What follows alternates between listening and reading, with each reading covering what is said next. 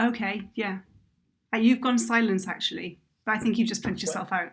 You went quiet, but I think you just plugged yourself out. Oh yeah. Is it fine Yeah, now? I can hear you now. Yeah, thank you. That's awesome. I'm going to look into that tomorrow.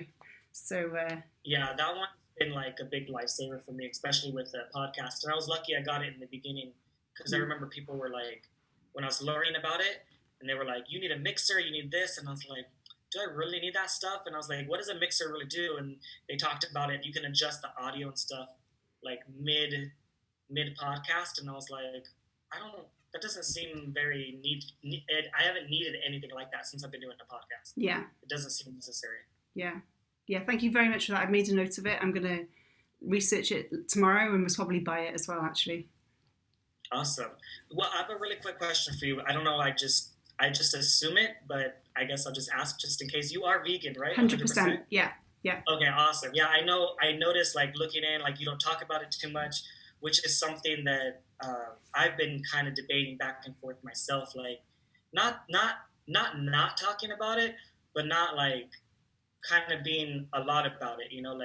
Like I feel like it has so much of a stigma towards it that I'd yeah, rather people learn who I am, like as an individual, versus like me as a vegan. You know what yeah, I mean? And then they learn that about me, and that's just part of who I am, not kind of mostly who I am, which is one thing I've been trying to kind yeah. of break a little bit.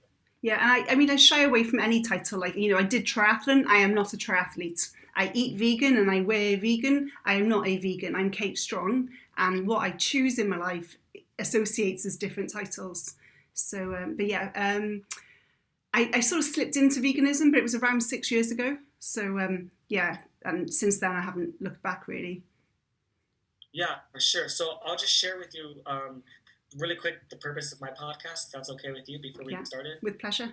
So yeah, so essentially, I started when I first. I've been vegan now for like 2.5 years, and in the beginning, like the first 6 months or so was just a lot of learning and trying to figure it out. I came from like standard American diet, wasn't really pretty, high in junk food, high in processed food for sure. And I got sick. I got an autoimmune disease, and um, I'm much better now than it was before. I wouldn't say it's cured. I don't claim like I cured my autoimmune disease or anything like that, but I suffered really bad before, and now it's a lot better, and that led me towards veganism. But the first 6 months was just learning, and then after 6 months, I kind of felt like I wanted to do something about it. I felt like I wanted to share with people because I noticed that if it helped me, like I was like maybe help other people. Kind of like just a logical conclusion. Yeah, Uh, and honestly, I knew what I thought about it before, and I was like, that's not quite true. There's a lot of myths, surrounding this, and maybe I can help people, help educate people. What I realized is that wasn't as easy as it sounds. People are very, hard-headed and closed-minded, so I realized that I needed like a different approach. So I'm still learning and trying new approaches, and I realized that people didn't really care about all the facts that I was sharing. They didn't care about how many animals were dying per year. They didn't care about heart disease or deaths of heart disease. They didn't care about, greenhouse gases, all these different things that might be associated with animal agriculture. I felt like I was just, talking to a brick wall. So I just came across something, someone talking about how people are very moved by stories and how stories can impact people in different ways. And I thought, well, how can I tell people stories? And I thought podcast. I was like, if I could get people like you and other, awesome people on here and share their story of how they made it to their journey or what led them to their journey, it can inspire many more people to go plant-based without me saying, hey, you should go vegan or anything like that, because of course no one likes to be preached to. So this podcast isn't a preaching podcast. This is a podcast is to share your story. So the one main purpose of the podcast is to share kind of why you went vegan, what led you into veganism. So at some point I'll ask you that. And that's one of the purposes. And then the second purpose I'll ask you is kind of like, what do you do? Like, how are you active? Like, what do you do to be active? Because my second purpose was I was thinking, well, there was a lot of people that were maybe vegan or were doing good things for animals or doing good things for the planet or sustainability or lots of different really good things. Um, and I thought if those people can do it, other people can do it as well. But I also don't want to say, hey, now that you're vegan, you should be active. You need to go out and help the animals. I don't want to do that either. So your story or other people's story will help inspire those to maybe do something active. Maybe they're like, yeah, I want to be a triathlete, or I want to go, do a race, or I want to go, do something. And of course, there's many people that have been inspired by, whether it's Rich Roll, I was inspired by Rich Roll for sure, and I'm sure he has a big part, I imagine, and maybe some inspiration for you, stuff like that. And so that's kind of the main purposes. Before we get into like those questions, I'm gonna ask you three like quick questions. They're kind of like icebreaker questions. So that's okay with you? Yeah, sure. So put my plant back. I'll share them with you just so you're prepared, or maybe if you change it, I'm totally open. These are just kind of icebreaker questions. So the first one I'm going to ask you is, can you explain what strong means to you? So when I was watching some of your videos, you had the acronym STRONG, and I'd like you to explain that. So is that okay? That's a good question. I'm sure. When you say that, because I can either go into my acronym or I can go into like how it is being born strong, like that sort of. Either way. Okay. Yeah. I think either one is totally fine. The acronym was the one that interested me. Okay. And I like acronyms. And so the next question is, what made you decide to start your podcast? Okay. And then the next question is going to be, so you have 3 incredibly challenging feats ahead of you, including, the cycle race across America, the swimming the English Channel, and climbing Mount Everest. So my question is going to be, how do you plan to accomplish these incredibly challenging feats? Okay, sure. And by the way, only one person's ever accomplished the 3 of them before in the world. Awesome. So I'll be the first female. So, yes, that's so cool. You can share that as well. So that's pretty much it. Okay, and just so I've got an idea, how long is the podcast? So I try really hard to be more than an hour. If we could do around 45 minutes, that's great. Yeah, okay. But my last one, or one of my most recent one I posted was an hour and 20 minutes. It just happened to come up. I'm just going to text my partner because he's outside at the moment. So he's aware of the timing. So he doesn't make any noise when he comes back. All good. Okay, awesome. All right, great. So, are you all ready? Yes, I'm good. Okay, so I'm going to start getting everything recorded. I have the camera on as well. I record the camera for YouTube as well. So with the camera, if I get up while you're talking, just keep talking. Like, I can hear you, and it's just to camera on and off. Okay? Sure.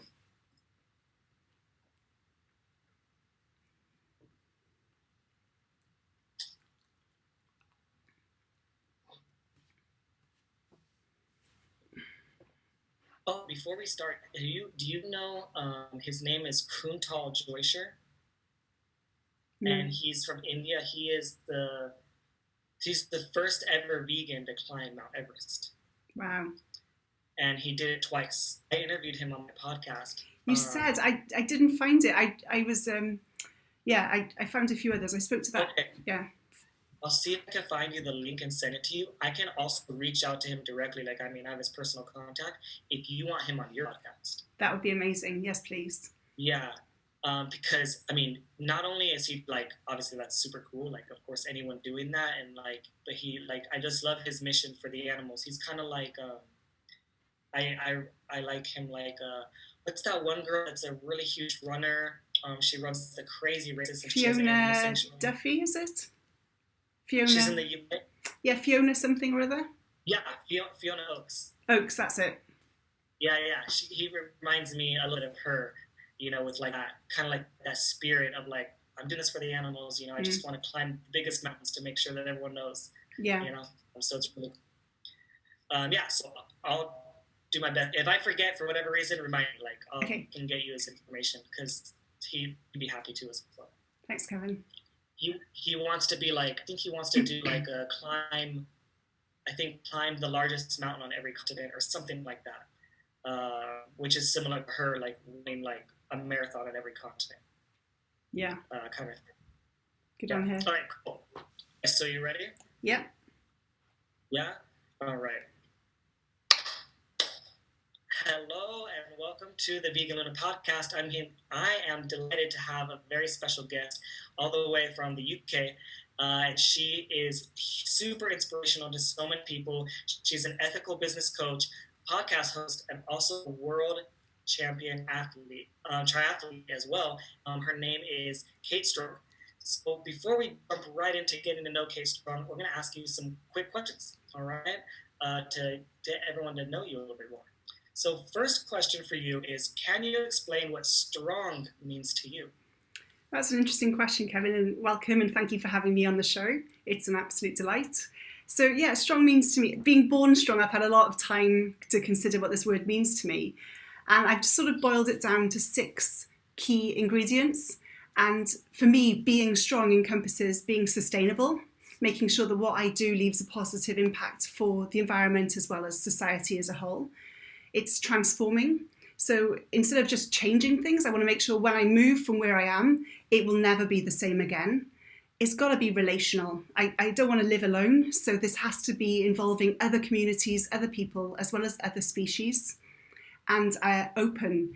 Whatever I do, I make sure I do it with transparency so people can see my successes, but also my failures. So that's where open comes in. And nurturing. I want to make sure that wherever I end up, I'm as healthy as I can be, and I'm also supported and supporting as much as possible. And a big one for me as well is being goal focused, making sure I've got the end in mind and I'm not just drifting. Yeah, that's amazing. And I love the sustainability part as well. I mean, obviously it's in the beginning because I think a lot of people forget that when you build your body or you build your strength or you build your endurance or whatever you're building for yourself, if you can't sustain that, then what's the point? You know what I mean? What's the point of being like really, really strong for 5 years of your life, but then like you just throw away 30 years, or 40 years or whatever it is. So I think the sustainability part is a really, really cool one. I like that. Thanks. All right. So next question is, what made you decide to start your podcast? Tell us a little bit about your podcast. I think it was a little similar to your journey in that about 3 or 4 years ago, I started to meet some quite inspirational people. And I felt a little selfish, to be honest, that I was meeting these high achievers, high successes, and it was just talking to myself. So I decided to start sharing these usually private conversations in my podcast. Initially, it was predominantly focused on purpose-driven businesses to prove that we can make money and do good in the world. But it has slightly shifted to encompass anyone who's striving and becoming a pioneer to do something differently whilst also leaving a positive footprint. So yeah, it was just through conversation and wanting to make it public and bring it to people like yourself as well. Absolutely. One thing what I really enjoyed about like doing podcasts with someone like you or some of these amazing, like really successful people is that I learned so much. It's almost like going to school. It's almost like I wake up, and I start recording a podcast, I start talking to someone, and this is my education. I'm learning and I feel like I've improved myself overall. I've learned so many different things from so many different people. I've been inspired. And honestly, I actually love doing podcasts. I love talking because I've always been kind of addicted to learning. I have my own kind of issues with some of the educational system, the systems in place, especially in the U.S., some of the challenges they have. But beyond that, like I'm always totally pro-education. I think people should be continuously learning. And I think that if when we stop learning, I think we start growing. And I think that's when a lot of the, some of the negative things come into place, some of the depression and, the unhappiness and sadness and that sort of stuff can be setting in when you're not growing. Yeah. So that's one of the biggest things I love about doing the podcast. I completely agree. And we're also meeting people who are real time doing it rather than having analysed it, researched it, but not actually taken any action. So we're speaking to the action takers of the world too, which is great. Yeah, and it's also very interesting too because some of the people that you talk to are very open to sharing and more willing to give you that information. If I was just going to go sit down and say, hey, I really want to record an interview with us, I think you're really interesting, I'd probably get so many more no's than I do.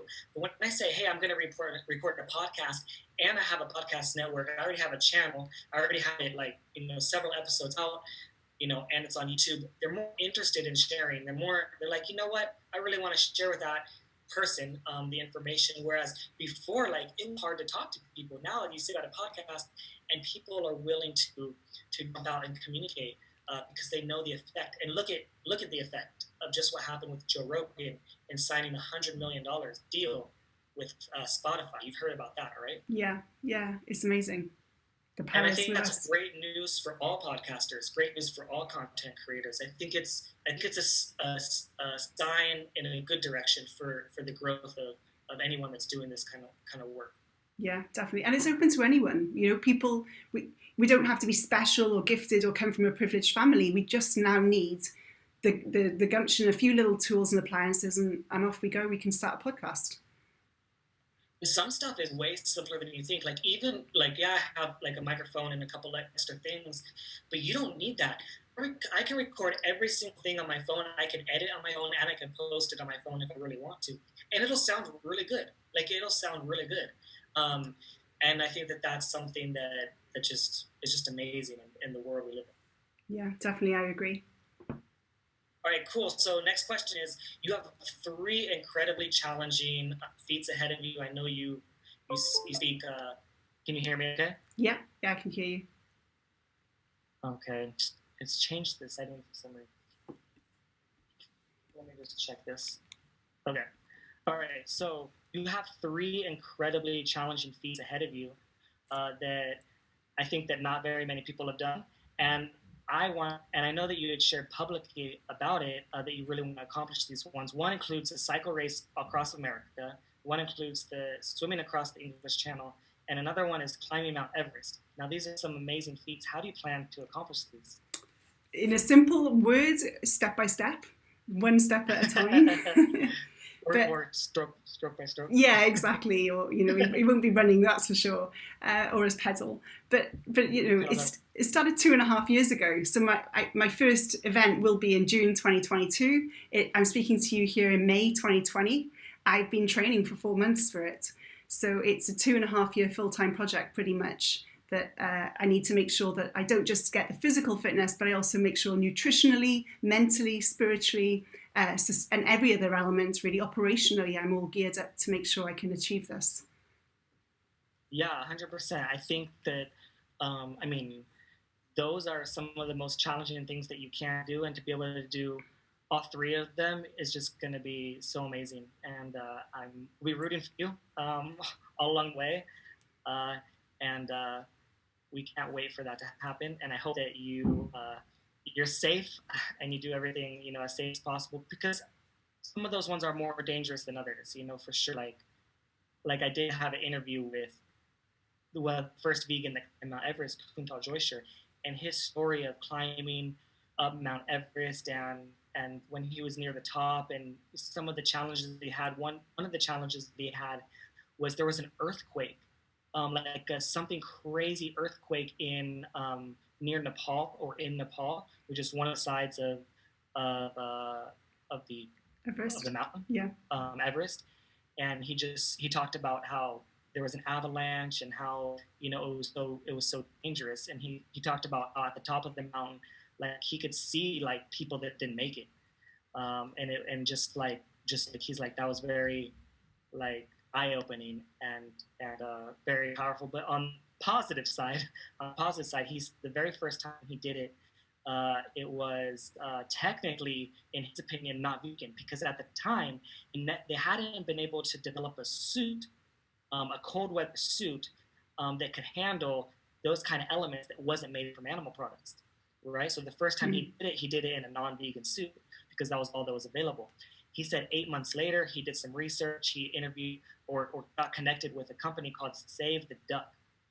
Save the Duck was able to work together with him and partner with him together to create the first ever vegan suit that could handle the element of Mount Everest at the top.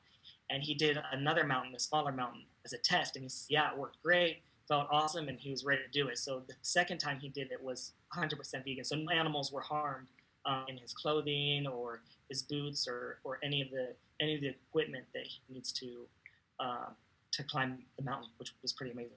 That is really interesting, and something that I'm starting to research, because we think about what we eat, but we also forget what we wear, especially the technical equipment. They haven't actually caught up.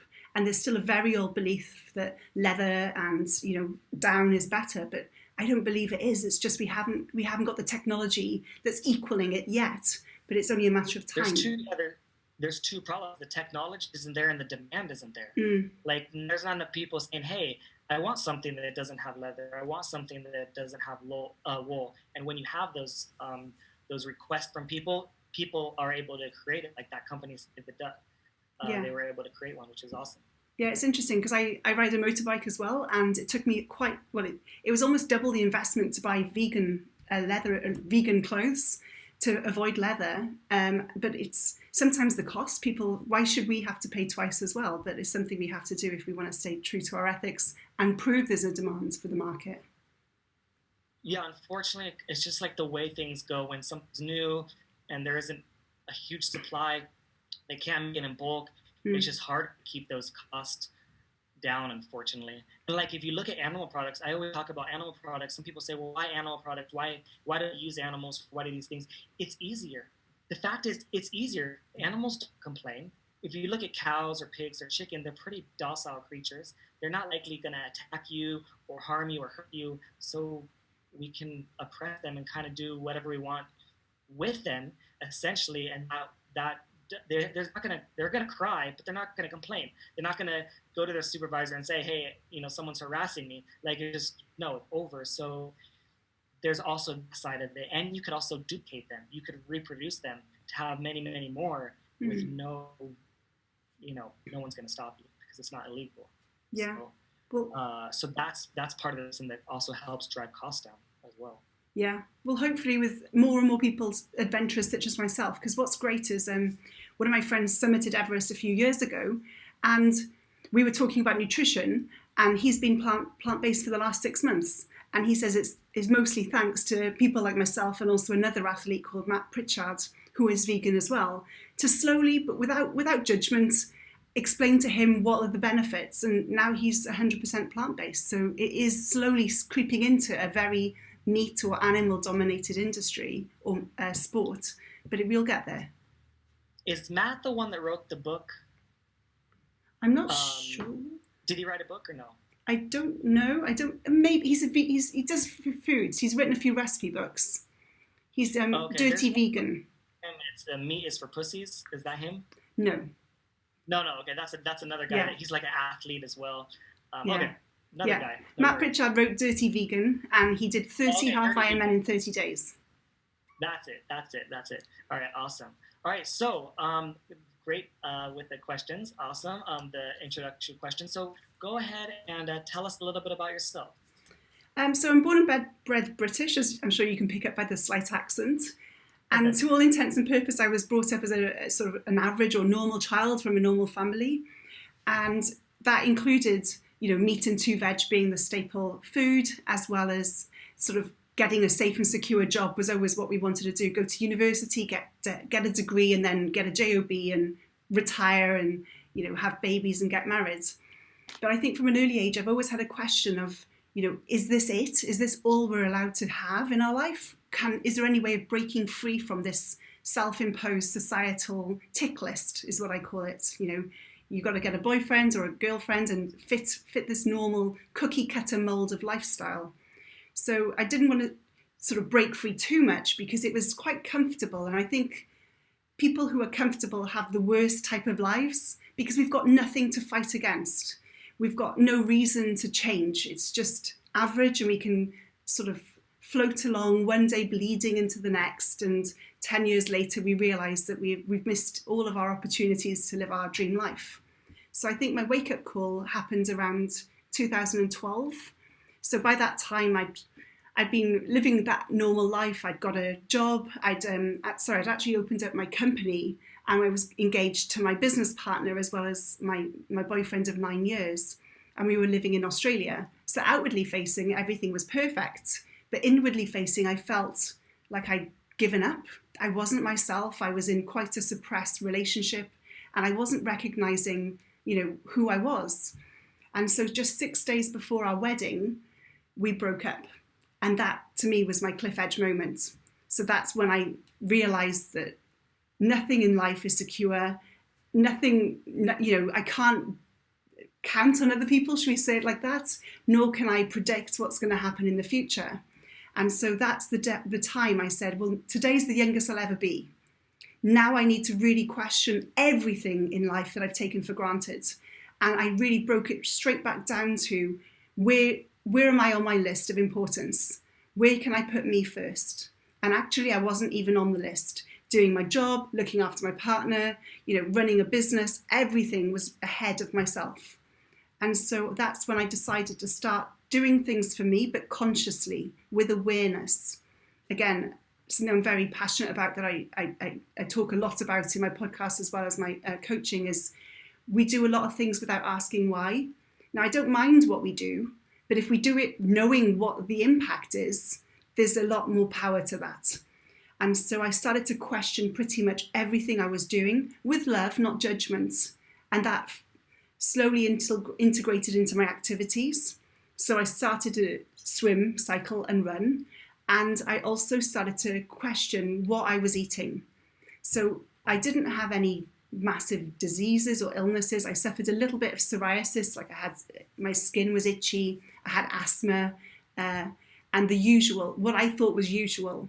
But we take health for granted. We assume the absence of disease is actually healthy, where in fact we're only one sneeze or one cold away from an illness. To me, health should be thriving, that nothing can impact us. We are so far away from that line, that threshold before we fall ill. So on my exploration of questioning everything I was doing, I fell upon food and started to see a really strong correlation with what I ate and how I felt. Like a really simple example is if I drank on a Thursday night, Friday morning I had a headache. It was a very obvious connection. And I started to build similar patterns with my food as well. So if I ate meat, what I noticed is I woke up the next morning sluggish, feeling a bit sticky, as well as my legs after a run were not recovering. And the more dairy I ate, the more my lungs were tight as well. So by isolating all of these foods, I know it sounds very scientific, I'm a background engineer, so it works better for me to see the numbers first. I realised that what I was eating was hurting me. And so I started to eat more that made me feel good and less that made me feel bad. And once I realised what I was eating was pretty much whole food plant-based, and I'd also eliminated a lot of the processed gluten, so no pasta, I was eating more rice, for example. I started to then find out why, what is the backstory? And there's a plethora of really important scientific paper that proves that what I found out on a case study of one is fact.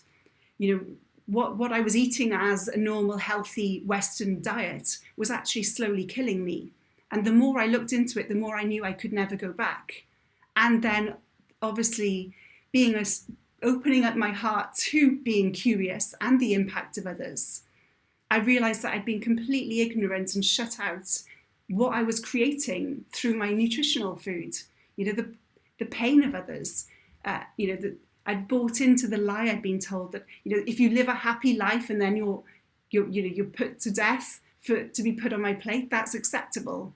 And the more I looked into it, I realised that on a spiritual and an ethical and an emotional level that I couldn't go back as well. So encompassing all of that, I realised I needed to focus on the positive, because not because I wanted to ignore the pain, but there's a need for the stick, the pain, and the reminder of the suppression and the problems. But we catch a lot more positivity. We make a lot more beauty with the sugar. We're all drawn to the light rather than the darkness. So I focus a lot more on the reasons why I'm doing this than I focus on why I'm not. And I think that also changes a lot more the conversations I have. More people are open to talking to me about my choices rather than feeling that I'm judging and telling them what to do. So that's 100%. Why do you think that some people that grow up in the West, or not some people, most people that grow up in the West, eat the way they do and believe the things that they do and aren't really understanding so much of, healthful eating or proper nutrition or ways to thrive? They're just surviving or getting by. Well, if we look at the relationship of food, a lot of us we eat for emotion reasons. Like something that when I gave up my old type of eating, I realised that when I was sad, my comfort food was what my mum used to treat me, which involved gelatin, which involved milk, which involved the stuff that I was actually said no to anymore. So it was very tough for me to find those anchors of emotion so that I could comfort myself. So it is going to be generational, this shift. But I think also, I mean, to be honest, we're lied to use a very harsh word. We see these beautiful images of a rolling countryside that we'd all love to visit, and a little cluster of happy animals jumping around, and we're not actually shown the truth. We're hidden from that. And us as consumers, we actually choose to feed the lie because it's more comfortable. We don't like feeling uncomfortable or awkward or the realization that we're not as nice people as we think we are. So it's we feed the lie. We buy into those marketing adverts. We also buy it with our dollars. So when we buy those newspapers with those adverts inside, we're telling them that they're allowed to get sponsors that way because we approve it. And so, as consumers, it just suits our lifestyle of wanting it to be easy. And that's quite harsh to say. And even as a vegan, even on every level, we do this. Because by being alive, if you want, we're imprinting the every single choice we're leaving an impact somewhere. So it can be quite overwhelming to realize the detrimental impact we are having, but realize also taking back the power and just saying, I'll do my bit for today. So just like I'm climbing the mountain, it's one step at a time. That's all we need to focus on. Yeah, for sure. Can you tell us a little bit about your journey and some of the reasons why you were led to plant-based eating? Predominantly it was my asthma was holding me back in my sport. So as I said, I started to swim, cycle and run to recoup a little bit of my life after quite a tumultuous breakup. And I don't like putting the glass ceiling on my potential. And a lot of us are guilty in doing that. Like, we start a podcast and we'd love it to be number one, but I'll just aim for 100 people. We cap our own possibility and potential before we even start. So when I took up triathlon, because I've never done it before, I decided that I would take my potential off and see how far I could go. So to find out how far I could go and how I could be my best, I needed to aim to be the best. So I started to train to become that world champion. It sounds egocentric, but it wasn't. It was just to see if my potential was 10th, I'd find it. But I wouldn't if I aimed for 100th. So as I was training harder and harder, my lungs were what holding me back. So somebody recommended me to eradicate dairy, of which I thought was very nonsensical at the time. How could what I drink hurt my lungs? But after 4 days of trialing it, I was running faster, I was running smoother, it wasn't catching in my throat, so I was breathing cleaner and not taking my pump as well. So by me striving to be my best, I started to eradicate dairy, and meat very quickly followed thereafter. And it was my friends who found out I was vegan, because we used to eat once a month together, me and a few friends. And the time I cooked was usually a roast. But one time they came round, it was what I was eating, which was whole food. And they said, well, what are you eating now? And I listed it out. And they said, well, what do you call this? And we got my phone out and we typed it into Google, and Google said you are now a vegan. So that's how I found out what I was. It was pure accident, but it definitely helped me towards becoming that world champion in triathlon. Yeah, for sure. I think that's so cool. I interviewed someone that had a very similar story, and it wasn't health related, but it was like ethic related. Like, he saw some things that happened with animals, and like, oh, I don't want to be a part of that. I don't want to eat some of those things, and he just kind of started cutting out things out of his diet, kind of like very similarly. But he didn't have a word for it, or didn't have a name for it, and it was until he was around some friends they're like, what, are you vegan or something? He's like, I don't know what that is. And then when he Googled it, he's like, and he read the definition, he was like, yeah, that is what I am. I don't want to harm any animals, so yeah, that does make sense, kind of like of who I am, or how I behave, I guess. Yeah. So that's a really, really cool story. Can you talk about anyone that maybe inspired you, that you look up to as like a role model that does some of the things you do? I don't really have a role model per se. What I have as a mission in life is every single person I meet has some element of gold in their life that I can learn from. So every interaction I have, I'm looking for that gold where I can sort of model it or mirror it and apply into my life. But growing into a vegan lifestyle, I turned to a lot of books. And one book that really changed my life, which I'm quite surprised because it's not a usual book I read, but it was called The Beauty Detox Solution. So it sounds very girly, sounds very diet-esque, which I am not.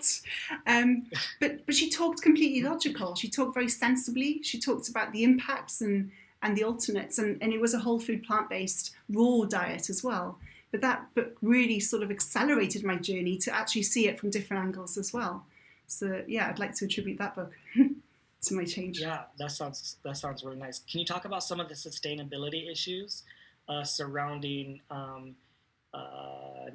not eating a plant-based diet and how that can be unsustainable, maybe for people or for the planet?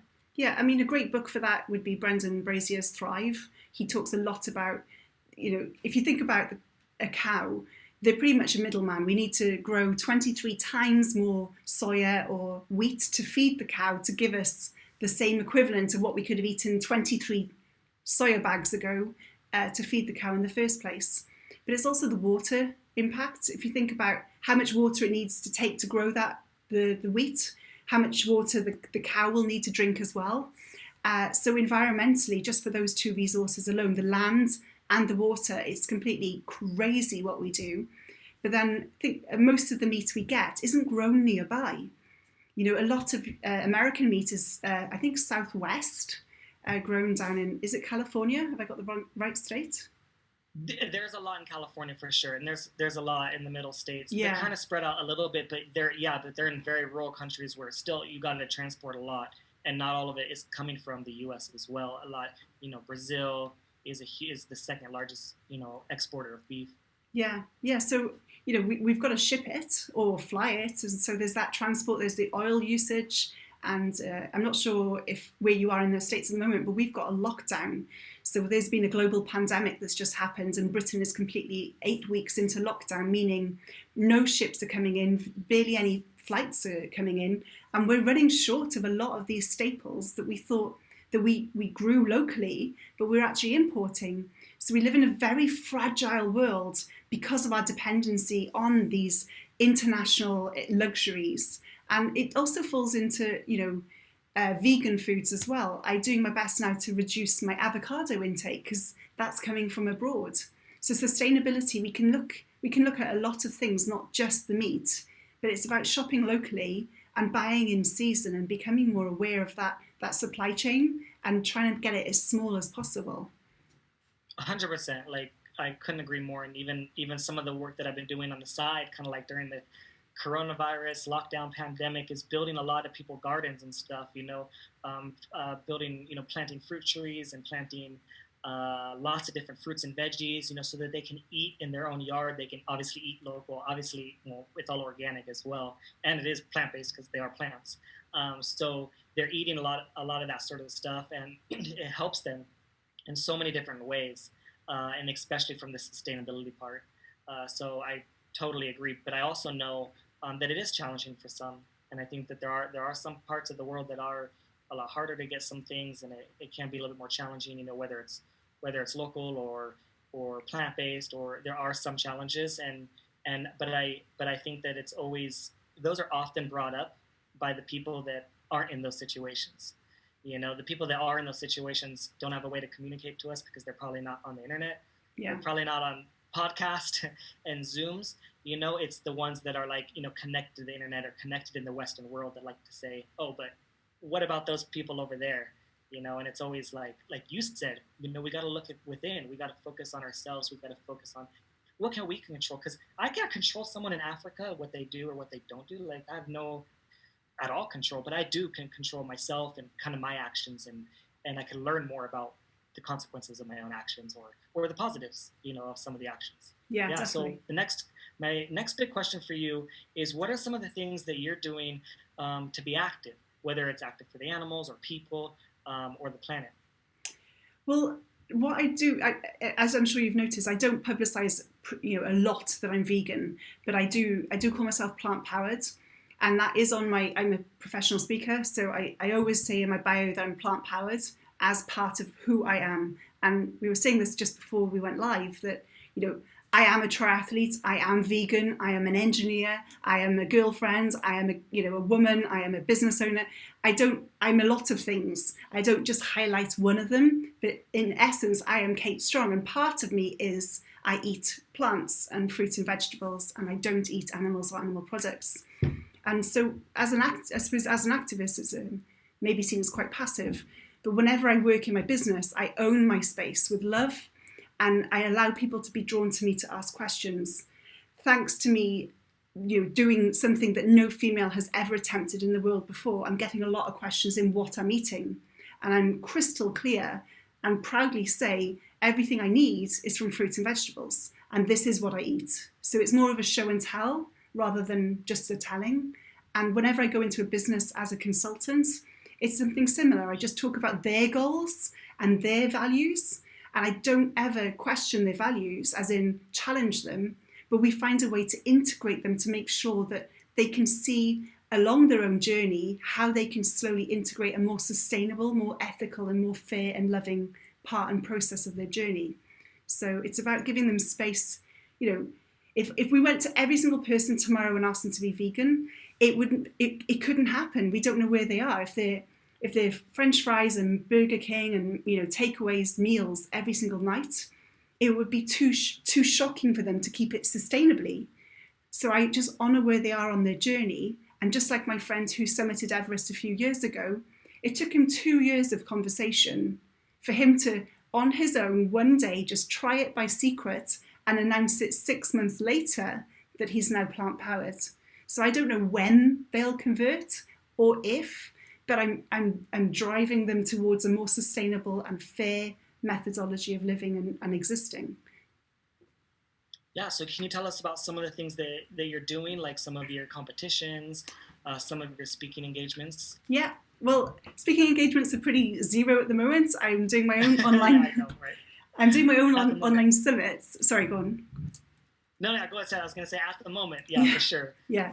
Because of what we're going through in the world. Yeah, so I'm doing a few online summits. I'm getting other motivational, inspirational adventurers as well as leadership developers online just to share their message to my audience. But in October of this year, 2020, I'm intending to cycle on this bicycle behind me for 24 hours non-stop on a static, so it doesn't move. And the intention, I think, is 800 kilometers. So that would be around 500 miles, I think, or 400 miles in 24 hours. So that would be a world record. And it will be 100% televised. I usually have my table of food in front of me so people can just see the berries and bananas and the oat milks to stop the question of where the protein is, because I can go, ta-da, in front of you. And then in 2022, in June, I'm heading over to your neck of the woods, and I start in California, and I'm cycling 3,000 miles in an epic race called Race Across America. And I'm training to be at least vying for first female finisher. So that will take about 10 days to cover 3,100 miles. 2 months later, I'll be swimming 21 miles from England to France in the Channel, which is going to be quite extreme because I need to put on a lot of weight for that because I can't do it in a wetsuit. So it'll be quite cold temperatures in the water. And then just 4 months after that, I'm slow traveling, which means I'm not catching a flight. So I'll just be traveling via train or boat or something to Nepal. And I will be training to summit Everest. So in the space of 10 months, I would have cycled America, swum the Channel and summited the highest peak in the world. Yeah, that's just sounds like impossible when you say it out loud. But it seems even more impossible actually going to go do it. I think that is super cool. What is the training like for you? What does your training look like? Well, at the moment, so we're 2 years away. So it's quite interesting training for such a long-term challenge. I'm just doing a lot of cycling.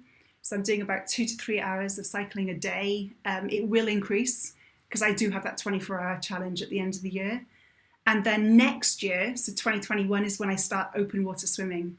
So I need to get used to cold weather, cold temperatures. The water is 19 degrees centigrade, so I want to say about 45, 50 degrees Fahrenheit. So yeah, I need to get used to that. So I'll be looking at 9-10 mile swims most weekends, as well as cycling. But for Everest, I don't need to train until January of 2023, which is 4 months prior to summiting it, because I'll be on site. That's where I'm moving to Nepal, to also immerse myself in the culture. I love embracing the mountains, but I also love getting to know the people who actually live on the mountains. So I go there and respect the space, as well as, climb the peak and take it off my list. I think a lot of vegans feel this, that, us humans have a sort of privileged state or privileged mindset. And it obviously shows in the species world. But I'm mindful to also honour that I am a white female in a privileged position to be able to afford these luxuries. And I make sure that along this journey, I honour the communities that I'm in with as well, to make sure that they know that I'm doing this with love and respect for what they have brought to the space, to allow me to enjoy my challenges as well. So yeah, it'll be an absolutely life-changing, transforming 12 months. So yeah, hopefully I'll do it. It sounds beautiful. It sounds beautiful. So is there anything else that maybe you really want to add as we kind of wrap this up? Anything that you want to add that we didn't talk about, or something that you really want to reiterate that's very important, like one big thing?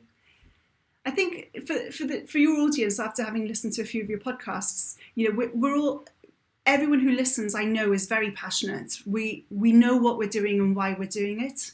Sometimes the lost in communication comes from assuming everyone comes from the same space as us.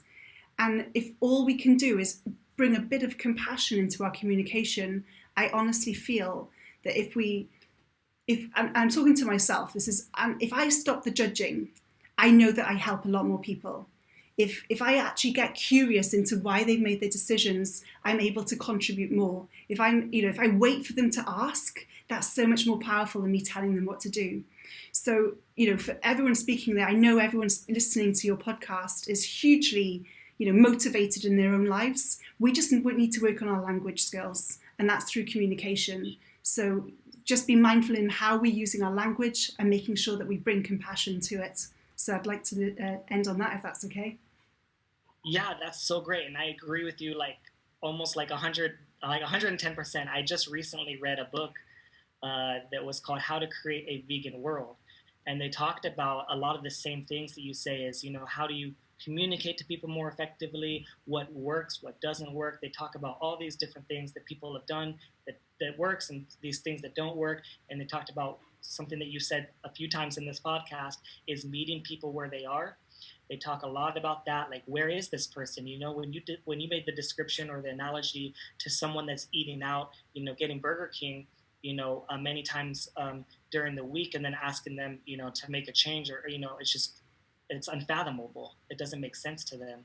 So meeting them where they're at, and then another thing that was really important to add on top of that, that they had talked about.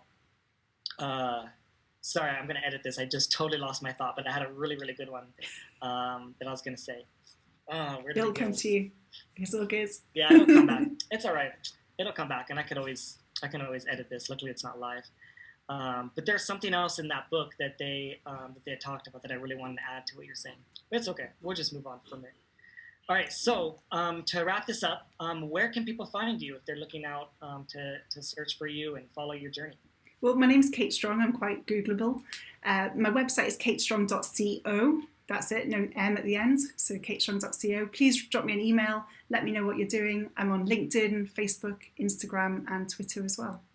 Oh, and YouTube. All right, excellent. Sorry, oh yes, I just launched YouTube. Of course, can't forget YouTube. Awesome. Well, it was so great talking to you. You're going to inspire so many people. I can't wait for people to get a chance to listen to this. They could listen to this podcast anywhere podcasts are available, pretty much Spotify, Apple Podcasts, Google Podcasts, Stitcher, all the major ones, as well as my YouTube as well, Vegan Luna. You can find that as well. All the podcasts will be there. Wonderful. And I'll be sure to share it to my channel as well and spread the message that way. Yeah, absolutely. Anything else that we share will totally be directed to you and the audience. So I'll talk to you soon. Thank you, Kevin. All right, take care.